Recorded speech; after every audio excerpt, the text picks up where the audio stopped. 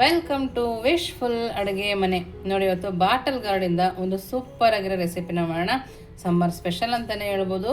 ತುಂಬಾ ರುಚಿಯಾಗಿರುತ್ತೆ, ಮಾಡೋದು ಕೂಡ ತುಂಬಾ ಸುಲಭವಾಗಿರುತ್ತೆ. ಮೊದಲಿಗೆ ಹಿಂದೆ ಭಾಗ ಮತ್ತು ಮುಂದೆ ಭಾಗನ ತಕ್ಕೊಳ್ಳೋಣ. ನಾನಿಲ್ಲಿ ಮಧ್ಯಕ್ಕೆ ತಕ್ಕೊಂಡು ನೀಟಾಗಿ ಸಿಪ್ಪೆನ ತಕ್ಕೊಳ್ತೀನಿ. ತುಂಬ ಎಳೆದಿದ್ದರೆ ತುಂಬ ಟೇಸ್ಟಿಯಾಗಿರುತ್ತೆ. ಹೆವಿ ಮಸಾಲ ಹಾಕಂಗಿಲ್ಲ, ಏನಿಲ್ಲ, ತುಂಬ ಸುಲಭವಾಗಿ ಬೇಗನೆ ಮಾಡ್ಕೊಬೋದು. ನೋಡಿ, ಇದ್ರದ್ದು ನೀಟಾಗಿ ಸಿಪ್ಪೆನ ತಕ್ಕೊಂಡು ಬರ್ತೀನಿ. ನೋಡಿ, ಎರಡರದ್ದು ಸಿಪ್ಪೆನ ತಕ್ಕೊಂಬಂದಿದ್ದೀವಲ್ಲ, ಇವಾಗ ನೀಟಾಗಿ ತುರ್ಕೋಬೇಕು. ನೀವು ದಪ್ಪ ತುರಿನಾರು ಮಾಡ್ಕೊಬೋದು, ಈ ಥರ ಮೀಡಿಯಮ್ ಆಗಿ ಬೇಕಾದರೂ ತುರ್ಕೊಬೋದು. ಇದರಲ್ಲಿ ನೀರಿನ ಅಂಶ ಜಾಸ್ತಿ ಇರೋದ್ರಿಂದ ಸಮ್ಮರಲ್ಲಿ ಜಾಸ್ತಿ ತಿನ್ನೋದು ತುಂಬ ಒಳ್ಳೆಯದು ಅಂತ ಹೇಳ್ಬೋದು. ಸಣ್ಣ ಆಗೋದಕ್ಕೆ ಕೂಡ ಒಳ್ಳೆಯದು. ನೋಡಿ, ಈ ಥರ ತುರ್ಕೋಬೇಕು. ನೀವಿನ್ನೂ ನಮ್ಮ ವಿಶ್ಫುಲ್ ವಾಟ್ಸಪ್ ಗ್ರೂಪಿಗೆ ಜಾಯಿನ್ ಆಗಿಲ್ಲ ಅಂದರೆ ವಿಶ್ಫುಲ್ ವಾಟ್ಸಪ್ ಗ್ರೂಪ್ಗೆ ಜಾಯಿನ್ ಆಗೋದನ್ನು ಮರಿಬೇಡಿ. ನೋಡಿ, ಈ ಥರ ಎಲ್ಲದನ್ನು ತುರ್ಕೊಂಡು ಬಂದಿದ್ದೀನಿ. ನೋಡಿ, ಈ ಥರ ರೆಡಿ ಮಾಡಿ ಇಟ್ಕೊಬೇಕು. ಇವಾಗ ನೆಕ್ಸ್ಟ್ ಏನು ಮಾಡೋದು ನೋಡೋಣ ಬನ್ನಿ. ನೋಡಿ, ಈ ಥರ ತುರಿದಾದ್ಮೇಲೆ ಸ್ವಲ್ಪ ನೀರನ್ನು ಹಾಕಿ ನಾನು ಇದನ್ನು ನೆನೆಯೋಕೆ ಇಟ್ಕೊಳ್ತೀನಿ. ಏಕೆಂದರೆ ಕಪ್ಪಾಗಬಾರ್ದು ಅಂತೇಳಿ ನೀರೊಳಗಡೆ ಹಾಕಿ ಇಟ್ಕೊಳ್ತಾ ಇದ್ದೀನಿ. ನೋಡಿ, ಅದು ಬಾಣಲೆನ ತೊಗೊಂಡು 1 ಸ್ಪೂನ್ ಆಗೋಷ್ಟು ಎಣ್ಣೆನ ಹಾಕ್ಕೊಳ್ತಾ ಇದ್ದೀನಿ. ನಾನಿಲ್ಲಿ ಜಾಸ್ತಿ ಎಣ್ಣೆನೂ ಬಳಸ್ತಾ ಇಲ್ಲ, 1 ಸ್ಪೂನ್ ಆಗೋಷ್ಟು ಅಷ್ಟೇ ಹಾಕ್ಕೊಂಡಿದ್ದೀನಿ. ನೋಡಿ, ಎಣ್ಣೆ ಸ್ವಲ್ಪ ಬಿಸಿ ಆದಮೇಲೆ ಕಡಲೆ ಬೀಜನ ಹಾಕ್ಕೊಳ್ತಾ ಇದ್ದೀನಿ. ಕಡಲೆ ಬೀಜ ಹಾಕ್ಕೊಂಡು ನಂತರ ಬೆಳ್ಳುಳ್ಳಿ ಮತ್ತು ಜೀರಿಗೆನ ಸೇರಿಸ್ಕೊಳ್ತಾ ಇದ್ದೀನಿ. 1 ಸ್ಪೂನ್ ಜೀರಿಗೆ ಹಾಕ್ಕೊಂಡಿದ್ದೀನಿ, ಒಂದು ಸ್ವಲ್ಪ ಬೆಳ್ಳುಳ್ಳಿನ ಹಾಕ್ಕೊಂಡಿದ್ದೀನಿ.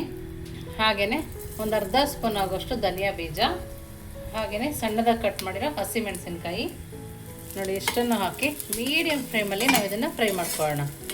ಈ ಮಸಾಲ ಹಾಕೋದ್ರಿಂದನೇ ಸೂಪರ್ ಟೇಸ್ಟ್ ಬರುತ್ತೆ ಅಂತಲೇ ಹೇಳ್ಬೋದು. ನೋಡಿ, ಈ ಥರ ಮೀಡಿಯಮ್ ಫ್ಲೇಮಲ್ಲಿಟ್ಟು ಫ್ರೈ ಮಾಡ್ಕೋಬೇಕು. ಕಡಲೆ ಬೀಜನೂ ಚೆನ್ನಾಗಿ ಫ್ರೈ ಆಗಬೇಕು. ಧನಿಯಾ ಬೀಜ, ಜೀರಿಗೆ ಎಲ್ಲದೂ ಚೆನ್ನಾಗಿ ಫ್ರೈ ಆದಾಗ ರುಚಿ ಸೂಪರಾಗಿ ಬರುತ್ತೆ. ನೋಡಿ, ಇವಾಗ ಈ ಥರ ರೋಸ್ಟ್ ಆಗಿದೆಯಲ್ಲ, ಇವಾಗ ಸ್ಟವನ್ನು ಆಫ್ ಮಾಡ್ಕೋಬೇಕು. ನೋಡಿ, ಸ್ಟವ್ ಆಫ್ ಮಾಡಿ ಇದನ್ನು ಸ್ವಲ್ಪ ತಣ್ಣಗಾಕೆ ಬಿಟ್ಕೊಂಡು ನೆಕ್ಸ್ಟ್ ಏನು ಮಾಡೋದು ನೋಡೋಣ ಬನ್ನಿ. ನೋಡಿ, ಇಲ್ಲಿ ಒಂದು ಮಿಕ್ಸಿ ಜಾರ್ನ ತೊಗೊಂಡಿದ್ದೀವಿ. ನಾವು ಫ್ರೈ ಮಾಡ್ಕೊಬಂದ್ವಲ್ಲ ಕಡಲೆ ಬೀಜ, ಬೆಳ್ಳುಳ್ಳಿ, ಹಸಿಮೆಣಸಿನ್ಕಾಯಿ, ಧನಿಯಾ ಬೀಜ, ಇದನ್ನು ದಪ್ಪಾಗಿ ಪೌಡರ್ ಮಾಡ್ಕೊಂಡು ಬರೋಣ. ಜಾಸ್ತಿ ಪೇಸ್ಟ್ ಮಾಡೋಕ್ಕೆ ಹೋಗ್ಬಾರ್ದು, ದಪ್ಪಾಗೇ ಇರಬೇಕು. ತರಿಯಾಗಿದ್ದರೆ ಸಾಕಾಗುತ್ತೆ. ಇದನ್ನು ನಾವು ತರಿಯಾಗಿ ರುಬ್ಕೊಂಡು ಬರೋಣ. ನೋಡಿ, ಈ ಥರ ತರಿಯಾಗಿ ಪೇಸ್ಟ್ ಮಾಡ್ಕೊಂಬರ್ಬೇಕು. ನೋಡ್ತಿದ್ರಲ್ಲ ಎಷ್ಟು ತರಿಯಾಗಿದೆ ಅಂತೇಳಿ. ನೋಡಿ, ಈ ಥರ ಮಾಡ್ಕೊಂಬಂದರೆ ಟೇಸ್ಟು ಚೆನ್ನಾಗಿರುತ್ತೆ. ಇಲ್ಲ ಇನ್ನೂ ಸ್ವಲ್ಪ ರುಬ್ತೀವಿ ಅಂದರೆ ಅದು ಎಣ್ಣೆ ಬಿಟ್ಟು ನೀರು ಬಿಟ್ಟು ಚೆನ್ನಾಗಿದ್ದಿಲ್ಲ. ನೋಡಿ, ಈ ಥರ ಪೇಸ್ಟ್ ಪೌಡರ್ ಥರ ಮಾಡ್ಕೊಂಬರ್ಬೇಕು. ಇದನ್ನು ಇವಾಗ ಪಕ್ಕಕ್ಕೆ ಎತ್ತಿಟ್ಕೊಂಡು ನೆಕ್ಸ್ಟ್ ಏನು ಮಾಡೋದು ನೋಡೋಣ ಬನ್ನಿ. ನೋಡಿ, ಇಲ್ಲಿ ಒಂದು ಬಾಣಲಿನ ತೊಗೊಂಡಿದ್ದೀನಿ. ಒಂದು 3 ಸ್ಪೂನ್ ಆಗೋಷ್ಟು ನಾನಿಲ್ಲಿ ಎಣ್ಣೆನ ಹಾಕ್ಕೊಳ್ತಾ ಇದ್ದೀನಿ. ಎಣ್ಣೆ ಸ್ವಲ್ಪ ಕಾಯಬೇಕು. ಕಾದ ನಂತರ ಸ್ವಲ್ಪ ಸಾಸಿವೆನ ಹಾಕ್ಕೊಳ್ತಾ ಇದ್ದೀನಿ. ಸಣ್ಣದಾಗಿ ಕಟ್ ಮಾಡಿರೋ ಒಂದು 3 ಒಣಮೆಣಸಿನ್ಕಾಯಿ, ಈರುಳ್ಳಿನ ಹಾಕ್ಕೊಳ್ತಾ ಇದ್ದೀನಿ. ನಾನು 2 ಈರುಳ್ಳಿನ ಕಟ್ ಮಾಡಿ ಹಾಕ್ಕೊಳ್ತಾ ಇದ್ದೀನಿ. ಈ ಥರ ಉದ್ದು ಕಟ್ ಮಾಡಿ ಹಾಕ್ಕೊಂಡಿದ್ದೀನಿ. ನೀವು ಬೇಕಿದ್ರೆ ಸಣ್ಣಕ್ಕೆ ಬೇಕಾದರೂ ಮಾಡ್ಕೋಬೋದು. ನೋಡಿ, ಮೀಡಿಯಮ್ ಫ್ಲೇಮಲ್ಲಿ ಇಟ್ಕೊಂಡು ಈರುಳ್ಳಿ ಸ್ವಲ್ಪ ಬೇಯಿಸ್ಕೊಳ್ಳೋಣ. ಹಸಿ ವಾಸನೆ ಹೋಗಿ ಸ್ವಲ್ಪ ಕೆಂಪಾದರೆ ಸಾಕು. ಕೆಲವ್ರಿಗೆ ಕ್ರಂಚಿಯಾಗಿ ಸಿಕ್ಕರೆ ಇಷ್ಟ ಆಗುತ್ತೆ, ಅಂಥವ್ರು ಹಾಗೆ ಕೂಡ ಫ್ರೈ ಮಾಡ್ಕೋಬೋದು. ನಾನಿದು ಸ್ವಲ್ಪ ಸಾಫ್ಟ್ ಮಾಡ್ಕೊಳ್ತಾ ಇದ್ದೀನಿ. ನೋಡಿ, ಸ್ವಲ್ಪ ಫ್ರೈ ಆದ ನಂತರ ಕರಿಬೇವಿನ ಸೊಪ್ಪನ್ನ ಹಾಕ್ಕೊಳ್ತಾ ಇದ್ದೀನಿ. ನಾನಿಲ್ಲಿ ಮೊದಲೇ ಕರಿಬೇವಿನ ಸೊಪ್ಪನ್ನ ಹಾಕ್ಕೊಂಡ್ರೆ ಕ್ರಂಚಿ ಆಗಿಬಿಡುತ್ತೆ ಅಂತೇಳಿ ಈ ಟೈಮಲ್ಲಿ ಹಾಕ್ಕೊಂಡಿದ್ದೀನಿ.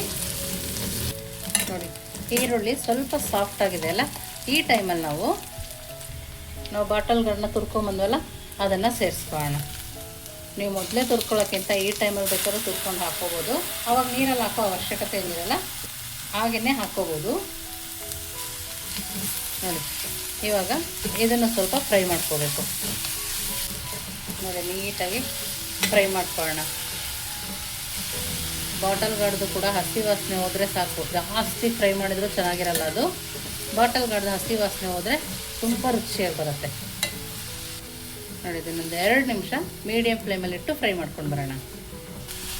ನೋಡಿ, ಸ್ವಲ್ಪ ನೀರು ಬಿಟ್ಟು ಚೆನ್ನಾಗಿ ಫ್ರೈ ಆಗಿದೆ ಅಲ್ಲ, ಈ ಟೈಮಲ್ಲಿ ರುಚಿಗೆ ತಕ್ಕಷ್ಟು ಉಪ್ಪನ್ನು ಸೇರಿಸ್ಕೊಳ್ಳೋಣ. ಹಾಗೆಯೇ ನಾವು ಮಿಕ್ಸಿಯಲ್ಲಿ ಮಾಡ್ಕೊಬಂದ್ವಲ್ಲ ಆ ಪೌಡರ್ ಕೂಡ ಸೇರಿಸ್ಕೊಳ್ಳೋಣ. ನೋಡಿ ಇವಾಗ ಆ ಪೌಡರ್ ಜೊತೆ ಬಾಟಲ್ ಗಾರ್ಡು, ಈರುಳ್ಳಿ ಎಲ್ಲ ಬೆರೆತೋಗ್ಬೇಕು. ಆ ಥರ ನಾವು ಇದನ್ನು ಮಿಕ್ಸ್ ಮಾಡ್ಕೊಳ್ಳೋಣ. ಘಮ ಘಮ ಅಂತ ಇದೆ, ಸ್ಮೆಲ್ ಅಂತೂ ಸೂಪರಾಗಿ ಬರ್ತಾಯಿದೆ.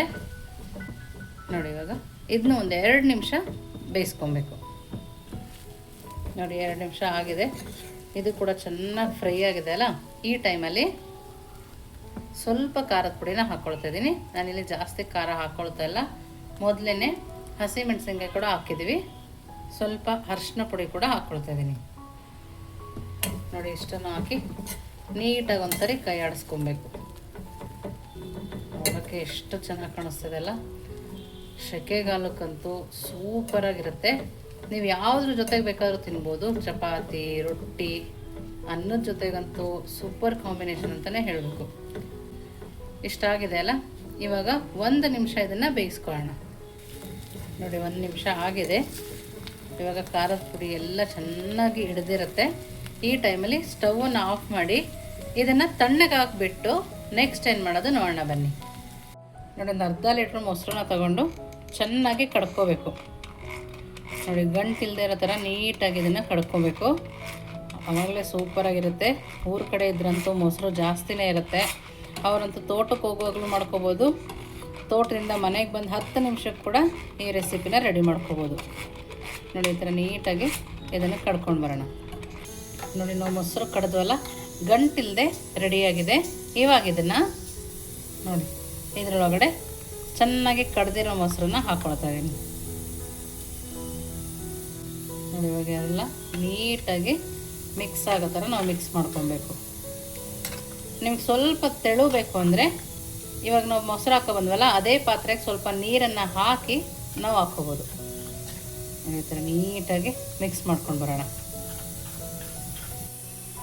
ನೋಡಿ ಈ ಥರ ಮಿಕ್ಸ್ ಮಾಡ್ಕೊಂಡಾದ್ಮೇಲೆ ನಮ್ಮ ಮನೆಗೆ ಸ್ವಲ್ಪ ಗಟ್ಟಿ ಅನ್ನಿಸ್ತು. ಹಾಗಾಗಿ ಮತ್ತೆ ಸ್ವಲ್ಪ ನೀರನ್ನು ಹಾಕ್ಕೊಳ್ತಾ ಇದ್ದೀನಿ.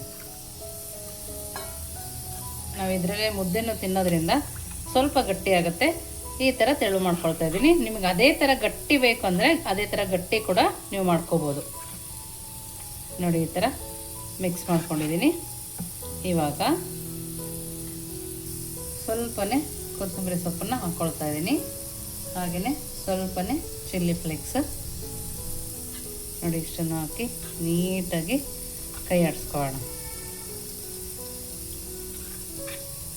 ನೋಡಿ ಎಷ್ಟು ಚೆನ್ನಾಗಿ ಬಂದಿದೆ ಅಂದರೆ, ನೋಡೋಕ್ಕೆ ಎಷ್ಟು ಚೆನ್ನಾಗಿದೆ, ತಿನ್ನೋಕ್ಕೆ ಎಷ್ಟು ಚೆನ್ನಾಗಿರುತ್ತೆ ಅಂದರೆ ಸೂಪರ್ ಅಂತಲೇ ಹೇಳ್ಬೋದು. ಈ ಬೇಸಿಗೆಗಾಲದಲ್ಲಿ ಈ ಥರ ಮಾಡಿಕೊಂಡು ಮುದ್ದೆ ಮಾಡ್ಕೊಂಡ್ರಂತೂ ಸೂಪರಾಗಿರುತ್ತೆ. ಬಾಟಲ್ಗಡ್ ಮಜ್ಜಿಗೆ ಸಾರು ಅಂತಲೂ ಕರಿಬೋದು, ಬಾಟಲ್ಗಡ್ಡು ಮೊಸರು ಗೊಜ್ಜು ಅಂತಲೂ ಕೂಡ ಕರಿಬೋದು. ನೋಡಿ ಇವಾಗ ಇದು ರೆಡಿ ಇದೆ. ಇವಾಗ ಇದನ್ನು ನೋಡಿ ಒಂದು ಪಾತ್ರೆಗೆ ಹಾಕ್ಕೊಳ್ತಾ ಇದ್ದೀನಿ. ತುಂಬ ಚೆನ್ನಾಗಿದೆ. ಇದು ಯಾರಿಗೆಲ್ಲ ಇಷ್ಟ, ನಿಮ್ಮ ಮನೇಲಿ ಯಾವ ಥರ ಮಾಡ್ತೀರಾ ಅಂತ ಕೂಡ ಕಮೆಂಟ್ ಮೂಲಕ ತಿಳಿಸೋದನ್ನು ಮರಿಬೇಡಿ. ಮಧ್ಯಾಹ್ನ ಟೈಮ್ ಅಂತೂ ಸೆಕೆನಲ್ಲಿ ಅಡುಗೆ ಮಾಡೋಕ್ಕೆ ಕೂಡ ಬೇಜಾರಾಗಿದ್ದಾಗ ಈ ಥರ ರೆಸಿಪಿನ ಮಾಡ್ಕೋಬೇಕು. ಸೂಪರಾಗಿರುತ್ತೆ. ಮನೆಯವ್ರಿಗೆಲ್ಲ ಇಷ್ಟ ಆಗುತ್ತೆ, ಬೇಗ ಕೂಡ ಮಾಡಿ ಮುಗಿಯುತ್ತೆ. ನೋಡಿ ಇವಾಗ ರೆಡಿ ಇದೆ. ಇದ್ರ ಮೇಲೆ ಬೇಕಾದ್ರೆ ಚಿಲ್ಲಿ ಫ್ಲೇಕ್ಸ್ ಬೇಕಾದ್ರೂ ಹಾಕೋಬೋದು. ಇವಾಗ ಇದನ್ನು ಯಾವ ಥರ ತಿನ್ನೋದು ನೋಡೋಣ ಬನ್ನಿ. ನೋಡಿ ಪ್ಲೇಟು ರೆಡಿ ಇದೆ, ಅನ್ನ ಕೂಡ ರೆಡಿ ಇದೆ. ನೋಡಿ ನೋಡಿ ನಾವು ಮಾಡಿರೋ ಮೊಸರು ಬಾಟಲ್ಗಾರ್ಡ್ ಎಷ್ಟು ಚೆನ್ನಾಗಿ ಕಾಣಿಸ್ತದೆ ನೋಡ್ತಾ ಇದ್ದೀರಲ್ಲ ನೀವೇ. ತುಂಬ ಅಂದರೆ ತುಂಬಾ ಚೆನ್ನಾಗಿದೆ. ನೀವು ಎಷ್ಟು ಬೇಕಾದರೂ ಹಾಕೊಂಡು ತಿನ್ಬೋದು. ಮಸಾಲ ಕೂಡ ಇಲ್ಲ.